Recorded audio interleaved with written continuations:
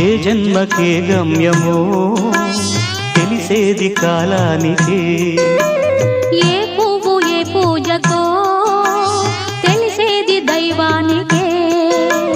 ఏ జన్మకేమైనా ఈ జన్మలో నీకు ఖైదీనే అయ్యానుగా.